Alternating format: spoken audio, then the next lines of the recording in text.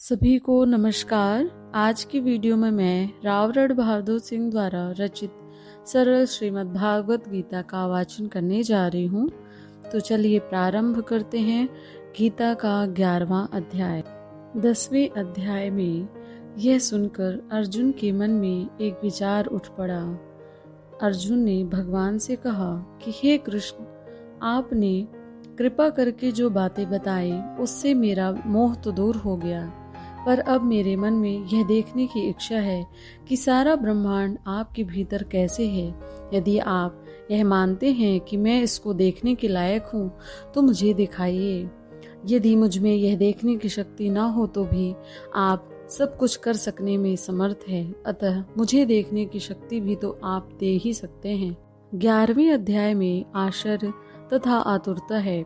अर्जुन ने भगवान की विभूतियां तो समझ ली, पर अब जो सुना था उसे देखना चाहता है, जो हर मनुष्य का प्राकृतिक स्वभाव होता है।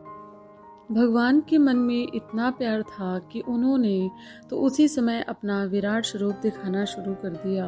उन्होंने कहा, देखो अर्जुन, हमारे इसी शरीर में सारा ब्रह्मांड देखो, सारे नक्षत्र और देवताओं को देखो। पर भगवान ने देखा कि अर्जुन के चेहरे पर कोई प्रतिक्रिया नहीं दिख रही थी। भगवान समझ गए कि साधारण आंखें उन्हें विराट रूप को नहीं देख सकती। भगवान ने कहा, मैं तुम्हें दिव्य दृष्टि देता हूँ, इससे तुम हमारे इस रूप को देख सकोगे। तब अर्जुन ने देखा कि भगवान के हजारों मुख हैं, हजारों हाथ हैं, सारे रूप चमकते थे। इतना तेज था कि जैसे हजारों सूर्य एक साथ उग आए हों। अर्जुन का सिर झुक गया, शरीर के सारे रोए खड़े हो गए। अर्जुन ने कहा, हे भगवान, आपके देह में मैं ब्रह्मा, विष्णु व महेश को देख रहा हूँ। आपके रूप की छोर को कहीं नहीं पा रहा हूँ। अब मुझे समझ में आया कि वेदों में जो परम तत्व बताया गया है वह आप ही हैं। आप सनातन पुरुष हैं, धर्म के रक्षक हैं। पहले भगवान ने सुंदर रूप दिखाया जिससे अर्जुन को आनंद हो रहा था, पर अब धीरे धीरे भगवान अपना भयानक रूप भी दिखाने लगे। अर्जुन ने देखा कि भगवान ने सारे आकाश को ढक लिया। उसने देखा कि देवता भी उस भयानक रूप के मुंह में घुसते जा रहे हैं। सब ऋषि लोग प्रार्थना कर रहे हैं। उनके बहुत से हाथ है, मुख खुला हुआ है, उसमें बड़े बड़े दांत हैं। अर्जुन ने कहा कि इस रूप से सब लोग डर रहे हैं और मुझे भी अब डर लग रहा है।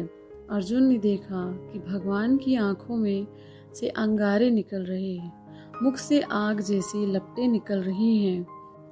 भगवान ने कहा कि हे अर्जुन, तुम्हारे मन में तो यह शंका थी कि इस युद्ध में कौन जीतेगा, तो अब यह भी देखो।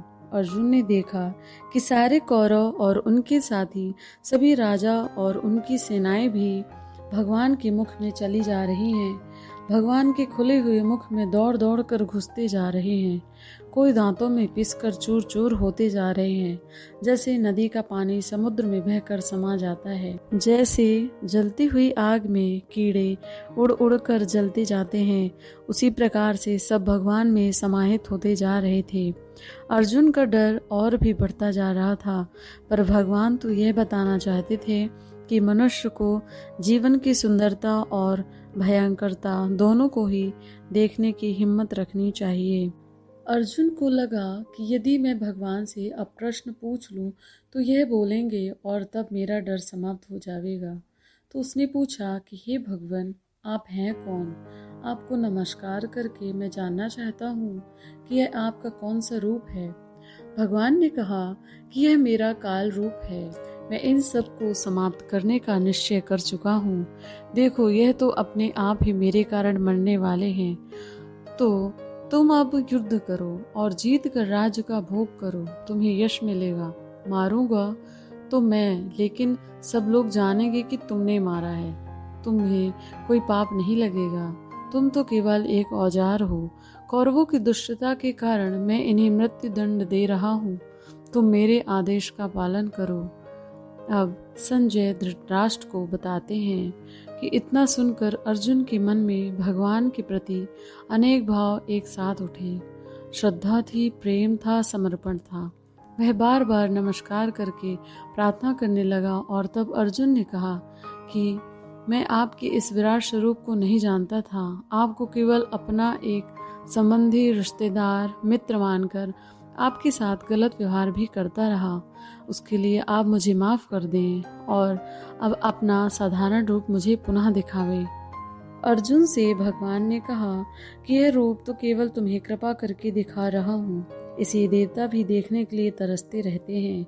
इस रूप को कोई यज्ञ, दान, तप करके नहीं देख सकता। इसे तो केवल भक्त देख सकता है। और तब भगवान ने अपना 4 हाथों वाला रूप दिखाया। अर्जुन ने कहा, भगवान, अब यह रूप देखकर मुझे शांति मिली। भगवान अब अर्जुन को बताते हैं कि भगवान को पाने का सबसे सरल उपाय क्या हो सकता है।